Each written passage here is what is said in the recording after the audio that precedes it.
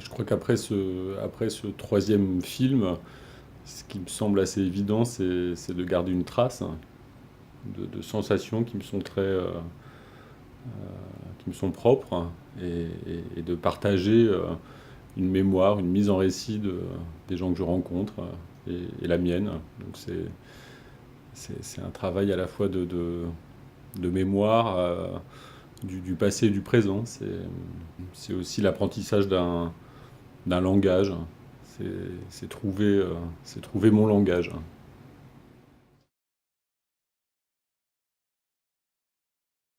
Bien sûr, je crois que ça a une force parce que il y a une forme de permanence du, du monde social et de la violence sociale, euh, et elle s'inscrit dans ces images, et elle évolue, et en même temps il y a quelque chose qu'on peut retrouver comme ça dans des séquences qui sont éminemment proches. Il y a vraiment une filiation de ces plans, et je crois on est tous un peu les héritiers aussi de ce cinéma-là.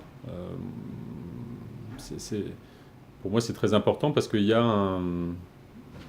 avait comme ça l'idée à un moment de livrer des instantanés comme ça de ce monde en train de se découvrir. Et je crois qu'on n'a pas fini de découvrir le monde et tous ces mécanismes qui sont toujours à l'œuvre, euh, qui sont cachés sous des formes comme ça aujourd'hui de communication qui tentent à dire voilà, il y a moins de violence sociale, alors que je crois qu'au contraire, elle est de plus en plus âpre. Moi, j'ai un parcours très chaotique. Je suis venu vraiment au cinéma par des voies tout à fait détournées.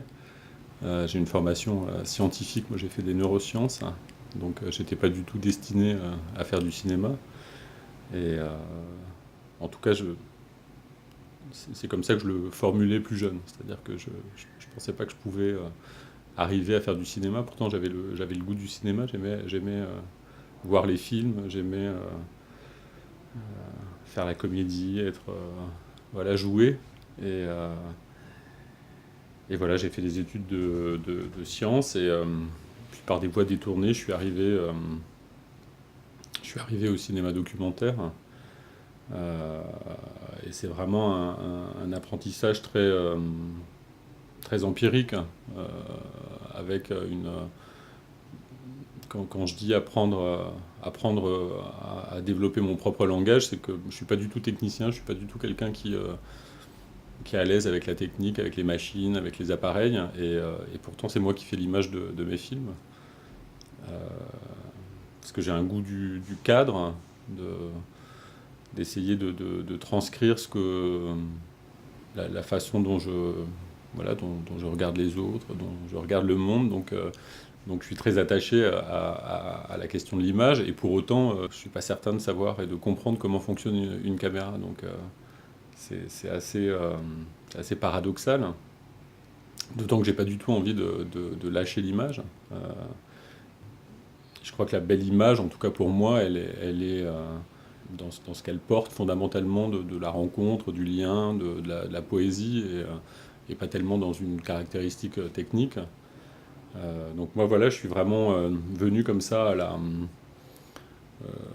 au langage cinématographique par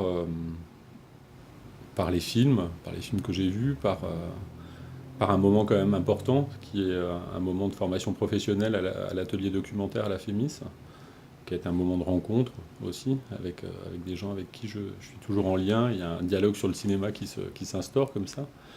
Et Et il y a des cinéastes qui vous ont accompagné tout au long des années. ouais, il y a plein de cinéastes qui m'ont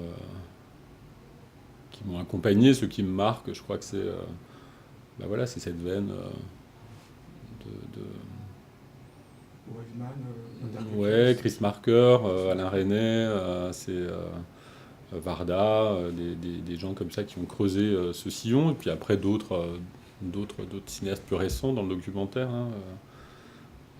Mariana Otero, c'est une rencontre comme ça. Moi, un des tout premiers films que j'ai réalisé, il a été projeté à un moment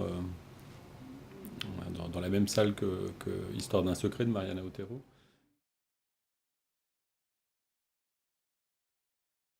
En tout cas, moi, je suis plutôt dans une forme de mise en scène du réel, hein.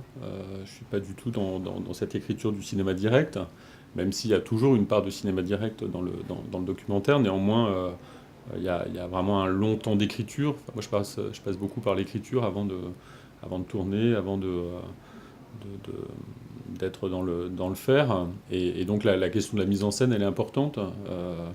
Comment on filme la parole, comment elle s'énonce, qu'est-ce qui permet à cette parole de s'énoncer. Pour moi, le film, l'espace du film, c'est très important. C'est-à-dire que c'est se dire que cette parole, euh, elle peut être énoncée parce qu'il y a le film. Donc il faut mettre en place les conditions de son énonciation. Et ça, c'est très important. C'est-à-dire que c'est pas une parole qui pourrait émerger comme ça s'il n'y avait pas le film. En tout cas, pas comme ça. Donc pour moi, la question de la mise en scène, c'est donner aux gens la possibilité de s'exprimer et puis trouver aussi la possibilité de mettre en scène le lien. Pour moi, c'est très important voilà, de sentir qu'il y a quelqu'un derrière la caméra, de mettre en scène ce qui se joue entre moi et les gens que je filme. Donc c'est toujours une question que je me pose, c'est comment, à un moment, le spectateur, il est aussi sensibilisé à ce lien. Et comment il peut prendre ma place d'une certaine manière dès lors qu'il devient spectateur du film. Bah, pour moi, c'était très important parce que d'une part, ce film Retour à Forbach, c'est très en lien avec le territoire, avec la ville.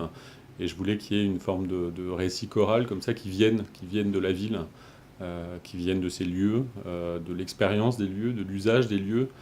Et effectivement que petit à petit, chaque personne dans le film ait son moment, mais qu'on n'arrive pas directement dans une modalité de présentation, de séquence, d'un cinéma qui déploie une action. C'est pas du tout un film construit sur une action en train de se dérouler devant vous. C'est vraiment à la fois un film de parole et un film où c'est la mise en scène des retrouvailles, c'est-à-dire que c'est des gens que j'ai connus enfants, et c'est comment on arrive à se reparler, ouais, à être face à face, hein.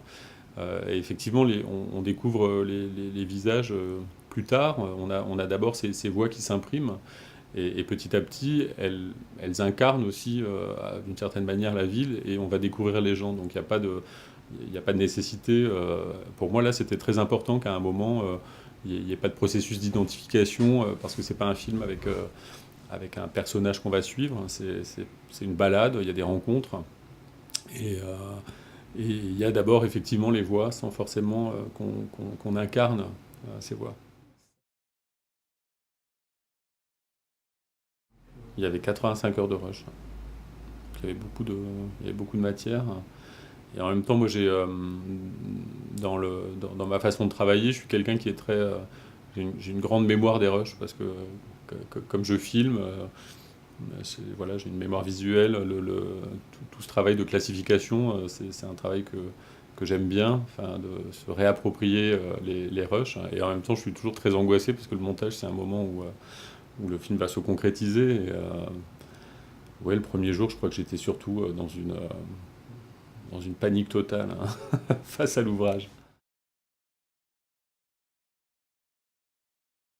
Bien sûr, ça se construit, et c'est vrai que c'est un film qui est construit majoritairement avec des plans fixes, assez longs.